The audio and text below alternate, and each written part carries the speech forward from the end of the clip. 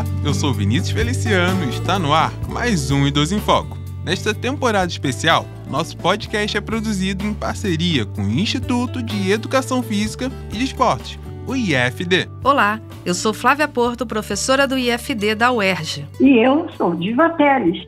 E, Flávia, com o passar dos anos, nosso corpo acaba precisando de mais cuidados. Porém, algumas complicações que aparecem com o tempo podem ser prevenidas se seguirmos uma rotina ativa durante a juventude e a vida adulta, né? Isso aí, Diva. O episódio de hoje está relacionado com essas complicações. Nós vamos comentar sobre como a prática regular de atividades físicas de alto impacto pode ajudar principalmente no fortalecimento e prevenção de problemas nos ossos. Inclusive, eu tenho procurado entender um pouco mais sobre o assunto e vocês sabiam que duas condições são as mais comuns quando falamos sobre o envelhecimento dos ossos? A osteoporose e a osteopenia. Isso aí, Vinícius. Tanto a osteopenia quanto a osteoporose são condições associadas a problemas na saúde óssea e são diagnosticadas através de um exame chamado densitometria óssea. Para diferenciar, podemos dizer que a osteopenia é caracterizada por uma densidade mineral óssea menor que o normal, mas não baixa o suficiente para ser classificada como osteoporose. A osteoporose é uma condição mais avançada em que os ossos se tornam mais porosos e frágeis devido à perda significativa de massa óssea e mudança na arquitetura do osso, aumentando o risco de fraturas, principalmente na coluna, quadris e punhos. A professora Patrícia Arruda, do Departamento de Desportos Individuais do IFD, está promovendo um estudo sobre a relação desses assuntos com a prática de ginástica artística na juventude. Muito interessante. Acaba, Vinícius, que é um processo longo em busca de uma vida mais saudável e que fortalece o corpo. Porém, quando chegamos na terceira idade, percebemos o quão importante é ter esse cuidado. A professora Patrícia comentou sobre a relação entre as atividades de impacto da ginástica artística e a densidade mineral dos ossos. Comprovadamente, as atividades de impacto elas fazem com que a densidade mineral óssea seja mais elevada. E a ginástica artística é uma atividade de impacto, né? E não apenas de membros inferiores, de membros superiores também. E quando a gente treina ginástica artística, a gente repete muitas vezes o treino de ginástica artística na infância e na adolescência, dura de 4 a 8 horas dentro do ginásio. Durante os treinos e competições de ginástica artística, a sobrecarga imposta ao corpo, especialmente nas aterrissagens, gera impacto que, de forma controlada, podem ser benéficos ao estimular a produção de mais massa óssea. Então, o fato da ginasta, ou duas ginastas, estarem praticamente, diariamente, submetidos a impactos, não apenas no chão, aliás, nunca no chão, tem isso também. A superfície em que eles executam os exercícios na ginástica, ela é elástica. Tem a cama elástica, tem o mini trampolim, inclusive o solo ele tem bolinhas, tá? Então, eles treinam o tempo inteiro, não só aplicando a força, mas recebendo força também do solo, do chão. E aí, esses ossos, eles se fortalecem, porque o osso, ele se reconstrói o tempo inteiro. O estudo dela se chama Efeitos da prática de ginástica artística na juventude sobre a densidade mineral óssea e incidência de osteoporose em indivíduos de meia idade e idosos, e teve como amostra a população brasileira e portuguesa. Um dado coletado muito interessante nesse estudo é que 43% da população geral analisada dos dois países apresentaram osteopenia, enquanto isso, só 10% dos ex-ginastas apresentaram a mesma condição. Isso mostra como o esporte está diretamente relacionado com os níveis de fortalecimento no corpo. Mas deixa eu ver se eu entendi. A ginástica é relacionada a isso por seu tipo de impacto? Tudo indica que sim. Durante a prática da ginástica artística, o corpo do atleta é submetido a impactos provenientes da aterrissagem, o que, de forma adaptativa, estimula o processo de remodelagem óssea. contribuindo para o fortalecimento e aumento da densidade mineral óssea ao longo do tempo, assim como a Patrícia citou. Mas, apesar de todo esse impacto, a chance de fraturas no esporte não seria alta? É que, Vinícius, durante o treino, algumas medidas são tomadas para que o atleta não sofra machucados, como a instalação de um fosso com espuma para que eles caiam em segurança das paralelas. Ou quando é uma criança praticando, o treinador vai tomando cuidado de ensinar uma coisa de cada vez, segurando ela no ar e por aí vai. Além disso, por mais que o impacto seja grande, os colchões e espumas citados pela Patrícia ajudam bastante a diminuir os danos deles. Uma das nossas convidadas pode falar melhor sobre isso. Isso mesmo, Flávia.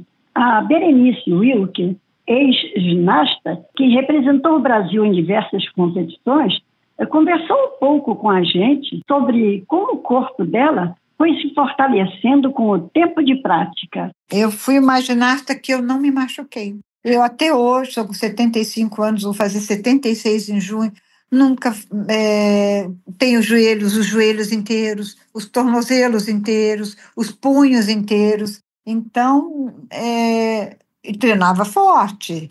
Então, eu fico muito feliz. Eu acho que depende muito da compleição óssea, né?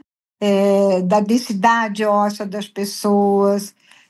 Talvez porque pela forma como eu treinei. Retomando nossa conversa lá no começo do episódio, a osteoporose e a osteopenia são extremamente comuns na sociedade brasileira. Segundo o Ministério da Saúde, cerca de 50% das mulheres e 20% dos homens com idade igual ou superior a 50 anos sofrem uma fratura osteoporótica ao longo da vida. Flávia, existe algum sintoma que a pessoa possa perceber e sirva de alerta para procurar um médico? Existe sim, Vinícius. Os principais sintomas que podem indicar essas complicações ósseas são dor ou sensibilidade óssea, diminuição de estatura com o passar do tempo, dor na região lombar devido a fraturas dos ossos da coluna vertebral, dor no pescoço devido a fraturas dos ossos da coluna vertebral e postura encurvada ou hipercifótica. Um fator muito interessante que a Patrícia disse estar estudando é se esses resultados no fortalecimento dos ossos é realmente causado pelo trabalho físico na juventude ou se pelas atividades que esses idosos têm praticado nos últimos 10 anos. Porém, essa parte do estudo ainda não foi finalizada. Ela comentou um pouco sobre se vale a pena correr atrás do prejuízo quando já atingimos a terceira idade. Tipo, não adianta correr atrás tarde demais. Adianta, né? Adianta porque é sempre bom, né? Sempre segura um pouco mais, mas o ideal mesmo é que você pratique bastante atividade física ao longo da vida inteira, claro, mas na infância e na juventude é importante. Isso é um conselho muito valioso, né, gente? Começar a se cuidar desde cedo sempre vai ser um ótimo remédio.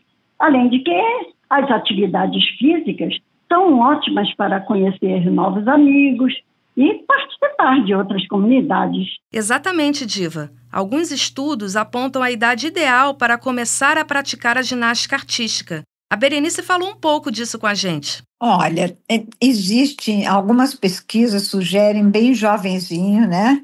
Outras pesquisas mostram que pode ser um pouquinho mais entre os 9, 10 anos, porque aquela coisa de que a ginástica faz mal, não, do jeito que ela ensina, que ela é ensinada hoje, as crianças sentem muito prazer, gostam de estar no ginásio, tem muita segurança do jeito que ela é ensinada. Então, se a criança, a partir dos 7 anos, eu diria que está ótima, porque ela precisa entender um pouquinho do corpinho dela e o que o professor está ensinando ali em cada movimento, em cada aparelho, e mesmo que não vá ser um atleta, ela pode praticar e ser muito feliz. Pessoal, foi muito interessante bater esse papo com vocês e conversar sobre como o que sentimos hoje pode ser o reflexo do que praticamos durante a vida. Flávia, foi um prazer conversar sobre os benefícios que a prática da ginástica artística pode trazer para o nosso corpo. Parabéns por seu primeiro episódio e bem-vinda ao Idoso em Foco. E, Vinícius, agradeço pela sua parceria e pelas pesquisas que trouxe para explorarmos nesse episódio.